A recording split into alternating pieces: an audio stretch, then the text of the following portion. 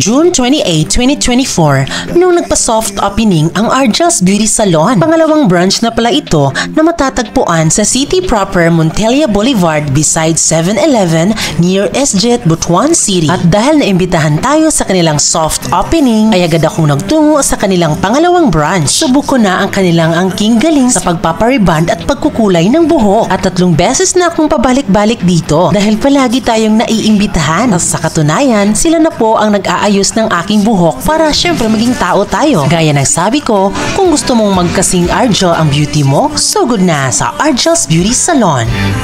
It's the attention that we wish that we had. Yeah, it's almost cruel, cause I want her to. Oh yeah, I'm running in circles just to make her react. My heart is racing, yeah, I want her so bad.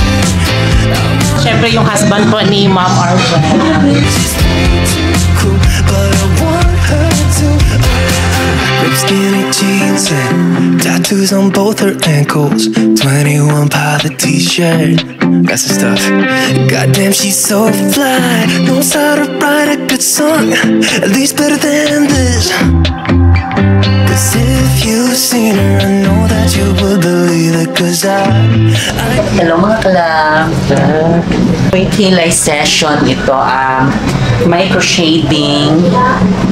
Yeah, natay promo sa micro shading, barato ra kaayo niya, mga branded kaayo pang mga pigment. Ayan, Hanafe and Permablend. Guwapa kayo ni siya, barato ra kaayo diri sa Argels Beauty Salon with Ulysses. Diri siya located siya sa 7-Eleven Kilid, likod sa Enlolier, linya sa East GIT, Montelia Boulevard. Highway na kaita mga madam o proper city. Accessible na kayo diri ang Argels Beauty Salon. Thank you so much. Magpagwapa na punta sa Correct. Madam Ulysses. Yes, nalimangon na dyan tahanin na. Ay, yan. Magbalayaj ta og katong 16 straight. Mo ni akong gamiton sa iyang hair karon for the 3rd time around. Correct, 3rd time. Thank you so Sulit much. Argels Beauty Salon. Yes.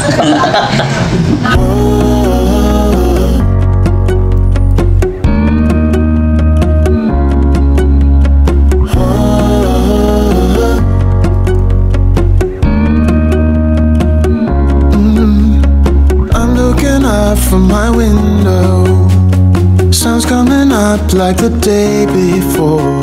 You're like a stone on my pillow. I don't make a sound when I shut the door. You don't have to wake up yet. We can spend all day in bed. I'll put the TV in the room. We'll have a Netflix marathon, Kenny G saxophone. We'll order in a bunch of food. I'll put your favorite music on all the way baritone. Yeah. Shut the lights, go infrared. We can spend all day in bed. I get the wine and the corkscrew. You don't have to do one single thing. You don't know how much I want you.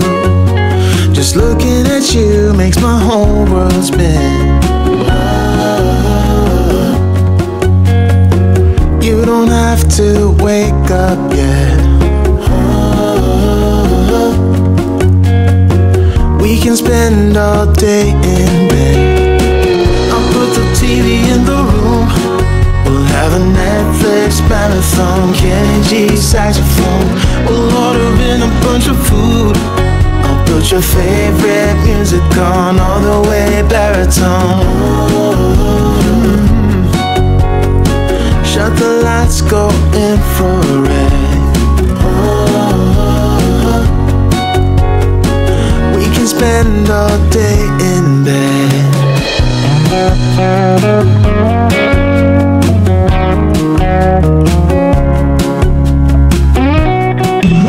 Alpha Strength Mrs. Skin. sa Argels lang matatagpuan.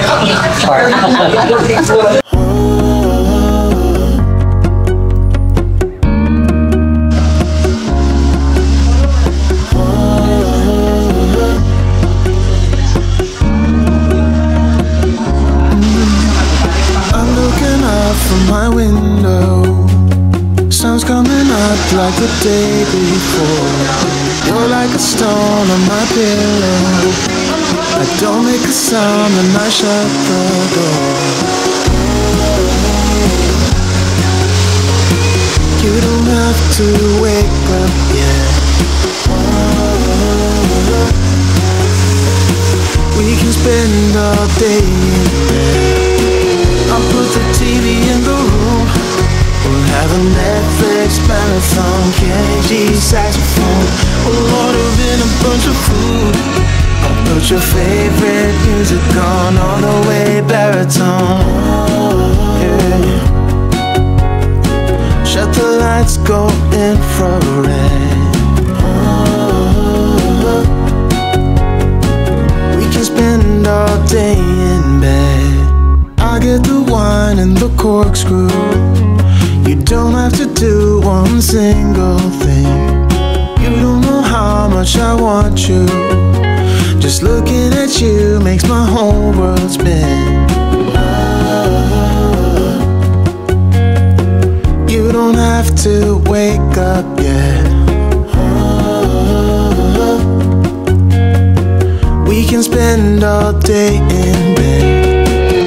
Put the TV in the room. We'll have a Netflix marathon, Kenny G saxophone. We'll order in a bunch of food. I'll put your favorite music on all the way baritone. Shut the lights, go infrared. We can spend all day in bed.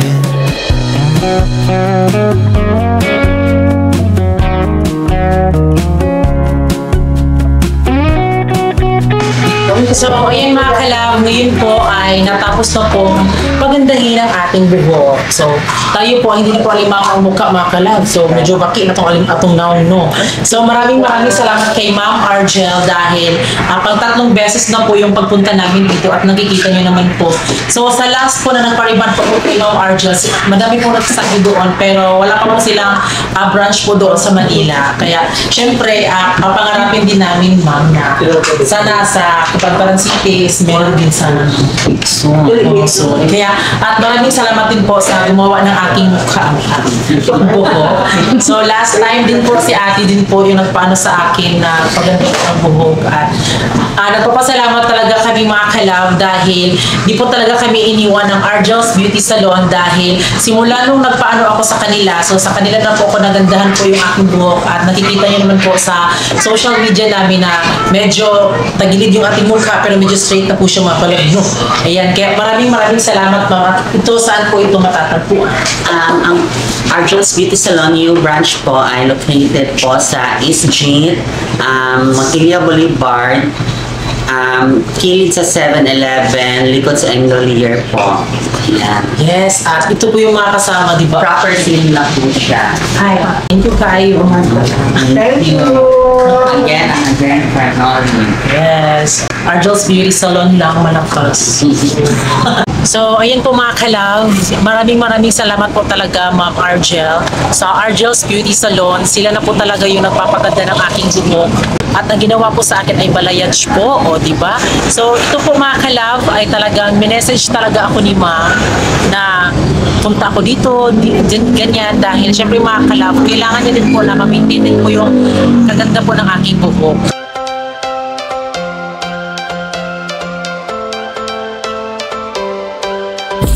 Iba, pagaling din. Dami na nila umaakit sa'yo pero sa akin ka lang babagsak. Dahil kanina na pinaghandaan kahit ako naman yung lalampas. Mahilig magpa-cute ay kikay. Malamig pa sa kambing ay kikay. Maharot na maharot ay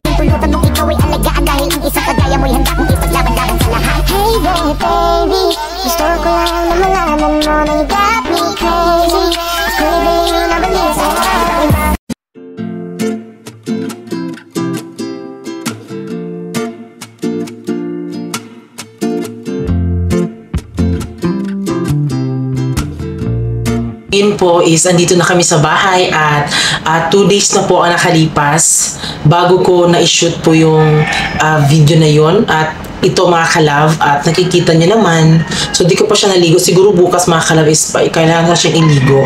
So kung napapansin niyo po doon sa last na pag outro ba yun, medyo may mga ano-ano dito mga kalab, kasi nung hindi pa ako nagpa-reband, napuputol po yung mga buhok ko.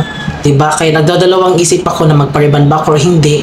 Pero kailangan kong magpa-reband, pagandahin yung aking buhok kasi diba, medyo kawawa na tayo dahil puro na tayo bash ng bash na, diba? Paano? Dapat nung nakaraan pa ako magpa-reband, pero di pa ako nagpa-reband dahil medyo may kailangan pa ako sa pera na yun. Pero ngayon, di natin inasahan mga kalab na meron palang pa-opening po ang Argel's Beauty Salon. Kaya ayun, na ano na naman po tayo mga kalab. Medyo may tumatayo-tayo dito na buhok kasi yun nga napuputol. Tapos napuputol yun dahil palagi kasi ako naligo ng dagat. At alam niyo naman po diba, nung nagbigay kami ng mga seafoods na galing sa Banisilan, na galing sa fish pond namin, ay palagi ako nakalubog po sa tubig po doon sa fish pond. At yun po ay maalat po ang tubig doon sa fish pond kasi konektado po doon sa dagat. Kaya pagpasensyahan nyo naman po mga kalab, pero at least update ko din kayo pagka maligo na po ito. Diba? Ang ganda. Balayage po ang ginawa sa akin mga kalab. Pangatlong beses na po ako nagpaano sa kanila doon. Dahil ang ganda po ng kanilang pagkagawa. Diba? Kaya ito mga kalab, medyo nag-wave siya kasi ginaganon ko siya. Diba? Kaya sa mga taga Butuan City dyan, huwag na po kayo magdadalawang isip na pumunta doon sa Argel's Beauty Salon. Nakikita nyo naman. At sana kung makita nyo po, at sana kung magpapariban po kayo doon, sabihin nyo po na galing kayo sa akin na nanonood. Para syempre, di ba, ma-amaze din po yung Argel's Beauty Salon na meron palang nakapanood sa vlog na to na pumunta doon sa kanila. Kaya huwag na po kayo magdadalawang isip na pumunta doon. Ayan, di ba mga kalab? Kaso nga lang mga kalab, pang lalaki lang po yung pwede doon kasi nga diba beauty salon siya, so pang babae lang talaga. Nagki-feeling maganda na ako dahil sa bagong buhok ko po, kaya maraming salamat, diba? At least kahit taga fish pan tayo, maganda tayo. Bye!